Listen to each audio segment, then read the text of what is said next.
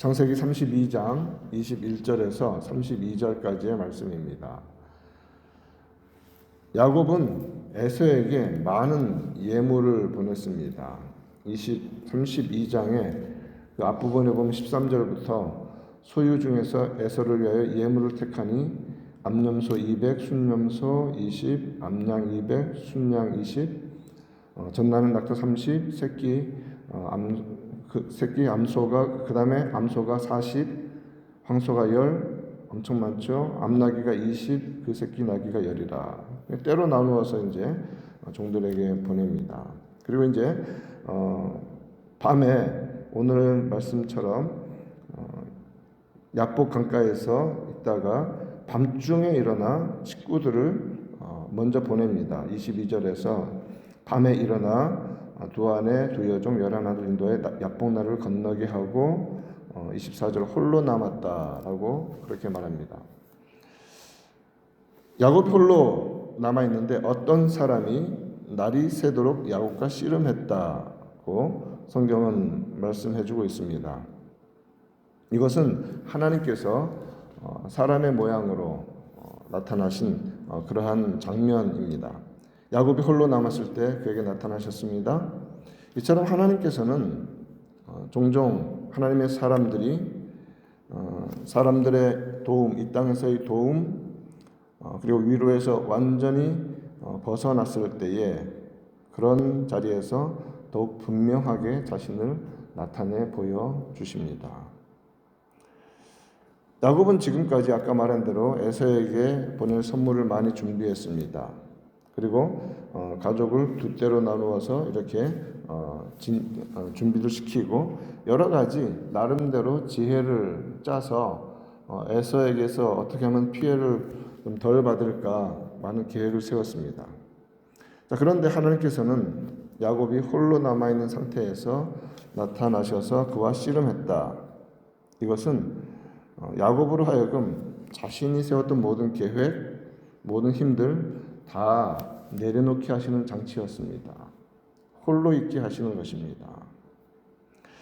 이것이 하나님께서 믿는 자들을 훈련시키시는 그 일반적인 방식입니다. 우리는 먼저 우리 자신이 가지고 있는 힘이나 지혜에 먼저 의지하려는 경향이 참 많습니다. 그러나 하나님께서는 우리를 정말 도움이 필요한 순간에 때로는 고독과 두려움의 자리로 이끌어 가십니다. 그곳에서는 정말 하나님밖에는 의지할 분이 없기 때문에 그렇습니다. 하나님만 의지하도록 만들어 주십니다. 어떤 사람이 씨름했다고 하였습니다. 하나님의 나타나심이었습니다. 하나님께서 사람의 모습으로 나타나신 것, 이것은 야곱의 연약함 때문이었죠. 왜냐하면 하나님께서 영광 그대로 나타나신다면 야곱은 견딜 수가 없고 감히 그 앞에 설 수도 없기 때문에 그렇습니다. 따라서 하나님께서 인간의 모습으로 형태를 취하여 야곱과 씨름하셨다라고 말하는데 이것은 어떤 환상이 아닙니다. 실제적으로 그렇게 있었던 사건입니다. 그런데 이것은 동시에 단순한 어떤 그 밤중에 씨름하는 그것이 아니라 영적인 사건, 영적인 의미를 담고 있는 상징적인 행동입니다. 이것은 무엇이냐면 이것이 기도의 모형이 됩니다. 이 씨름이 성도들의 기도의 모형. 성도들이 하나님께 기도하며 간구할 때 때로는 마치 하나님께서 씨름하듯이 기도하는 자들에게 대항하시는 것 그런 것처럼 보이기도 합니다. 왜냐하면 하나님께서 우리의 기도를 곧바로 바로바로 응답해 주시지 않기 때문에 그렇습니다. 그러니까 하나님 나는 이렇게 열심히 씨름하듯이 기도하는데 안 들어주신다. 그러나 이것은 하나님의 거절이 아닙니다. 그 시간을 통해서 하나님은 우리의 믿음을 연단하시고 믿음을 성장시켜 가시는 것입니다. 25절 말씀을 보면 자기가 그 사람이 야곱을 이기지 못함을 보고 허벅지 관절을 쳤다라고 이렇게 말씀하고 있죠. 자, 그런데 사람의 모양으로 나타나신 하나님께서 실제로 야곱에게 힘이 밀려서 패할 수는 없지요. 하나님께서 그렇게 허락하신 것은 야곱의 믿음을 시험하기 위함이었다라고 성경 주석가들은 그렇게, 또 켈빈은 그렇게 말합니다. 그래서 하나님은 자신의 능력을 숨기시고 야곱이 끝까지 매달리도록 허락하신 것입니다. 끝까지 매달리도록. 이것이 하나님께서 믿는 자들의 기도를 얼마나 귀히 여기시는지를 보여주시는 장면입니다. 하나님께서는 기도하는 우리가 쉽게 포기하기를 원하지 아니하시고 오히려 기도하는 가운데 끈질기게 하나님께 매달리기를 하나님께서는 기뻐하시고 원하시는 것입니다. 그러나 야곱의 허벅지 관절을 쳐서 어긋나게 했습니다. 허벅지 관절이라는 것은 우리가 알지만 사람의 몸에 그 힘을 받는 가장 중심이 되는 그 위치입니다. 하나님께서 이곳을 치셨다는 것은 야곱에게 무엇을 가르쳐 주시냐면 야곱의 힘과 지혜가 얼마나 무력한 것인지를 가르쳐 주시는 것입니다. 즉 하나님께서는 야곱에게 그 모든 지혜와 술수와 힘이 아무것도 아니라는 사실을 보여주시는 것이죠. 순간적으로. 그리고 이러한 사건을 통해서 이 일을 통해서 야곱은 정말 무력한 자가 됩니다. 걷기도 힘든 사람이 됩니다. 바로 그 순간에 어떤 일이 벌어집니까? 야곱은 더 매달립니다.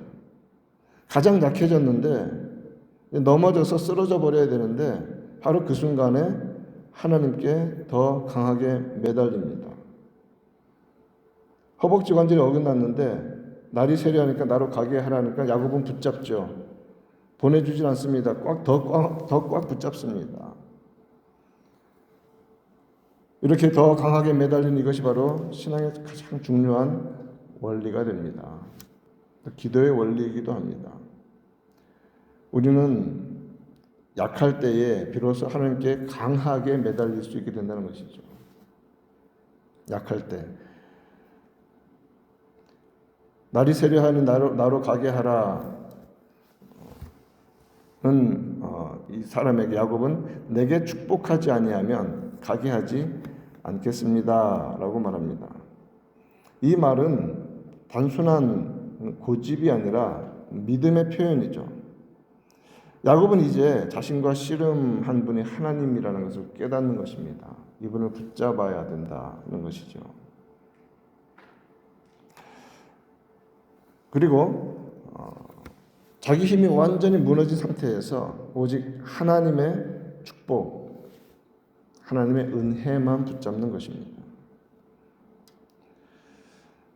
이것이 참된 기도의 중요한 원리인데 나의 간구보다도 하나님의 복을 원하는 것, 하나님의 은혜를 간구하는 것, 하나님께 매달리는 것입니다. 그 자리에서 이름을 바꿔주십니다. 너의 이름이 무엇이냐? 야곱입니다. 야곱은 뒤꿈치를 잡는 자, 속이는 자, 그러한 의미를 가지고 있죠. 하나님께서는 그의 이름을 이스라엘이라고 바꿔주십니다. 하나님과 및 사람들과 겨루어 이겼음이니라. 이것은 기도하는, 씨름하는 야곱이 하나님보다 강하다는 의미가 아니라 믿음으로 하나님께 굳게 매달린 사람은 결국 은혜를 얻게 된다는 그런 뜻입니다. 하나님께 매달리면, 끝까지 매달리면 하나님은 축복하시고 은혜를 허락해 주신다는 말씀입니다. 이 사건을 통하여서 야곱은 평생토록 절뚝거리게 됩니다. 그것은 그의 연약함입니다. 그런데 그는 힘겹게 걸을 때마다 하나님의 은혜를 기억할 것입니다. 이스라엘이라는 이름을 떠올리게 될 것입니다. 이 표를 통해서 자신의 연약함을 잊지 않는 것입니다. 하나님께서는 기도하며 주님께 나아가는 자들에게, 믿는 자들에게 약함을 남겨두실 때가 많습니다.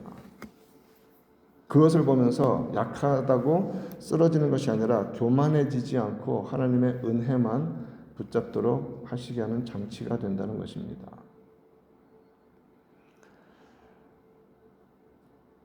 야곱은 그곳의 이름을 브니엘이라고 하였습니다. 하나님의 얼굴이라는 뜻입니다. 그래서 30절 말씀, 그가 이르기를 내가 하나님과 대면하여 보았으나 내 생명이 보존되었다 함이더라. 이렇게 그는 고백한 것입니다. 말씀을 맺습니다.